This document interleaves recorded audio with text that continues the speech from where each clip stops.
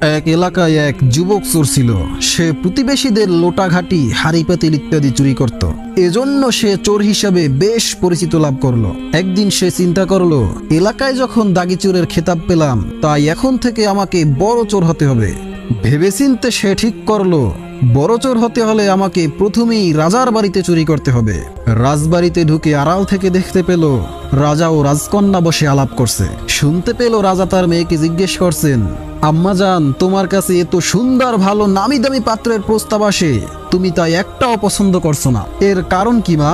মেয়েটি পিতার কথা শুনে উত্তর দিল, আব্বাজান, এই সব পাত্র আমার পছন্দ নয়। রাজা বললেন, কেন মা, তোমার কোন পাত্র পছন্দ আমার নিকট মন খুলে বলো, তুমি আমার একমাত্র কন্যা। মেয়েটি পিতাকে জিজ্ঞেস করলো, আব্বাজান, আমি কি আমার পছন্দের কথা বলবো? পিতা বললেন, অবশ্যই বলো মা। মেয়েটি বলল, আব্বাজান, আপনার রাজ্যে এমন কোন নওজোয়ান পাবেন কি যে একাধারে 40টি জুম্মার নামাজ আদায় করেছে? তাহলে আমি তার সাথে চিরবন্ধনে আবদ্ধ হতে রাজি। পিতা বললেন, মা আমার, আমি তোমার জন্য এমন পাত্রই খুঁজে বের করব।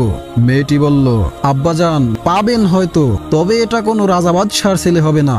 যদিও পান, সে সাধারণ ছেলেই হবে। তবে তাকে যদি আপনার জামাতা বানাতে হয়, তাহলে আপনার সম্পদ থেকে কিছু সম্পদ দিয়ে তাকে সম্পদশালী করে নিতে হবে।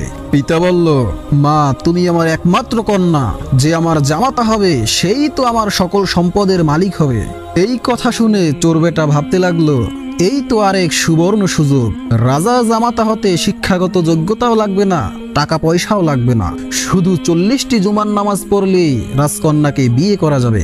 এই সুবর্ণ সুযোগ কোনোভাবেই হাতছাড়া করা যাবে না।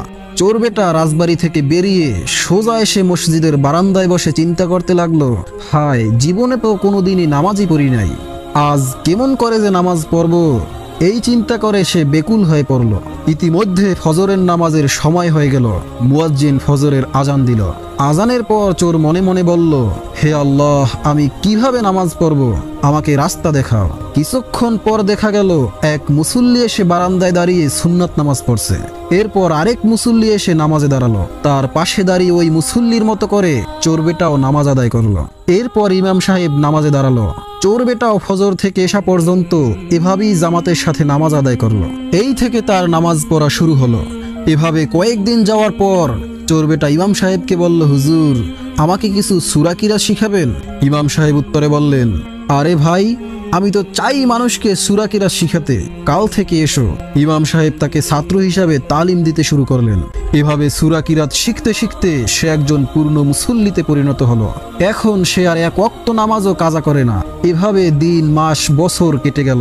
এদিকে রাজা হঠাৎ তার রাজ্যে লোকলস্কর দিয়ে ঢোল পিটিয়ে ঘোষণা করে দিলেন, এ রাজ্যে এমন কোন নওজোয়ান ছেলে আছে কি যে একাধারে 40টি জুম্মার নামাজ আদায় করেছে? যার একটি জুম্মাও কাজা হয় নাই, তাহলে ওই ছেলের সাথে রাজকন্যাকে বিবাহ দেওয়া হবে। রাজ্যে এমন কেউ থাকলে তিনি রাজদরবারে উপস্থিত হয়ে রাজকন্যাকে বিবাহের প্রস্তাব দিতে পারেন। এভাবে সমস্ত রাজ্য ঘুরেও তারা কোনো পাত্রের সন্ধান পাচ্ছিল না।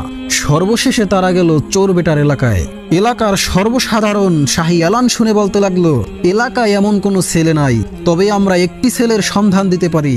সে আমাদের মসজিদেই পড়ে থাকে আর নামাজ, জিকির, আজকার নিয়ে ব্যস্ত থাকে। হয়তো ওই ছেলেটি 40 জুম্মা আদায়কারী হতে পারে। তখন মসজিদে গিয়ে তারা দেখে ছেলেটি আল্লাহর ধ্যানে মশগুল। তারা অপেক্ষা করতে লাগলো যুবকের ধ্যান ভাঙার জন্য। ধ্যান ভাঙার পর তাকে রাজার ঘোষণাপত্র পড়ে শোনানো হলো। যুবক বলল, আপনারা চলে যান এবং আপনাদের মালিকের গোলামি করেন গিয়ে। আমাকে আমার মালিকের গোলামি করতে দেন, আমার কোনো রাজকন্যার দরকার নাই। একথা বলে যুবক তাদেরকে বিদায় করে দিল। রাজদরবারে গিয়ে তারা সব কথা রাজাকে খুলে বলল।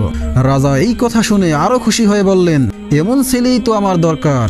তোমরা যে কোনো মূল্যে ছেলেটিকে হাজির করো, নইলে তোমাদের কারো চাকরি থাকবে না। পুনরায় তারা যুবকের কাছে গিয়ে অনুরোধ করে বলল, আপনি যদি রাজদরবারে না যান, তাহলে আমাদের কারোর চাকরি থাকবে না।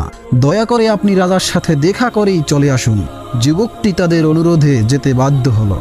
রাজদরবারে গিয়ে প্রথমেই অত্যন্ত আদবের সাথে রাজাকে সালাম দিলেন। তার আদব, ভক্তি, শ্রদ্ধা দেখে রাজা ভীষণ মুগ্ধ হলেন।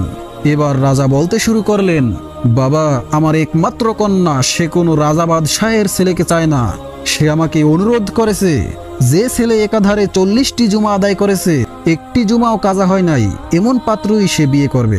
আমি শুনেছি তোমার 40 জুমার অধিক নামাজ আদায় হয়েছে, তাই তোমার সাথে আমার একমাত্র কন্যার বিবাহের প্রস্তাব করলাম। রাজার কথা শুনে যুবক বলল, হুজুর, আমি আপনাকে কিছু কথা বলতে চাই। রাজা বললেন, কি কথা বলো বাবা? যুবক বলল, হুজুর, আপনি যদি আমার আসল পরিচয় জানেন তাহলে আপনার মেয়ে তো দূরের কথা, চাকরানিকেও আমার সাথে বিয়ে দিবেন না। আমি এক রাতে আপনার বাড়িতে চুরি করতে এসে গোপনে শুনলাম আপনি আপনার মেয়ের সাথে এ বিয়ের ব্যাপারে আলাপ করছেন, এবং ওই দিন থেকেই আমি নামাজ পড়া শুরু করি। হুজুর, বেয়াদবি মাফ করবেন। 40টি জুমার বিনিময়ে যদি রাজার মেয়েকে বিয়ে করা যায় তাহলে আরো 40টি জুমার নামাজ আদায় করলে জান্নাতের হুর পাওয়া যাবে। দয়া করে আমাকে মাফ করবেন। আপনি অন্য কোথায় আপনার মেয়েকে বিবাহ দেন।